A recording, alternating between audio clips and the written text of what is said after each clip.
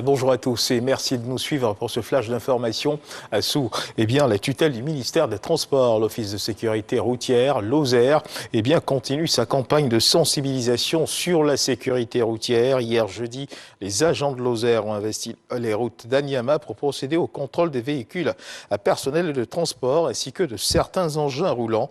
Cette campagne de sensibilisation des automobilistes démarrée en décembre dernier vise à réduire les accidents de la circulation.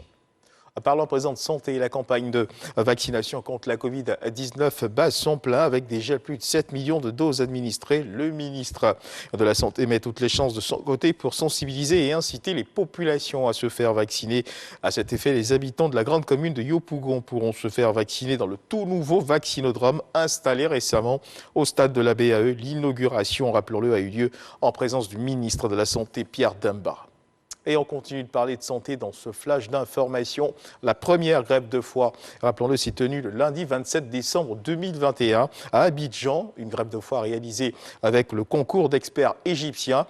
Et puis ce qu'il faut également savoir, c'est que le ministre de la Santé, de l'Hygiène publique et de la couverture maladie universelle, Pierre Demba, a rencontré ces experts. Objectif de cette rencontre, il s'agit pour lui de renforcer cette coopération. Jean-Marc Djadji.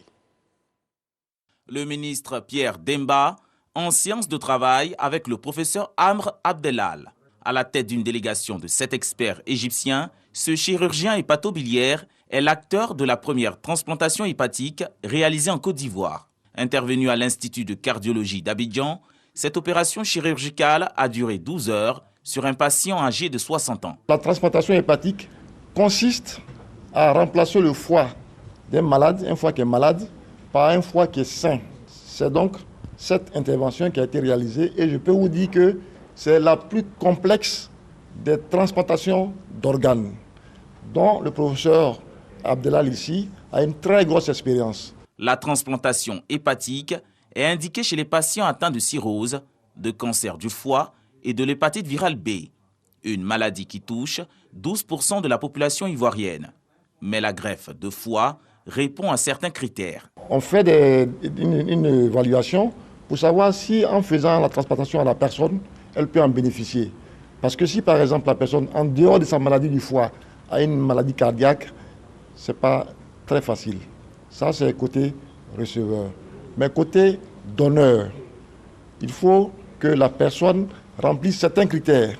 Par exemple, tu ne peux pas être obèse et faire don de ton foie. Tu ne peux pas avoir un cancer et faire don de ton foie.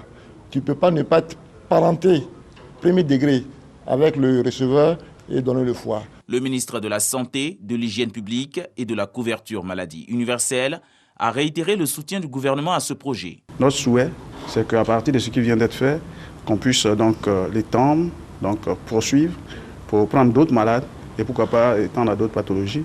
31 malades attendent de subir une opération de transplantation hépatique.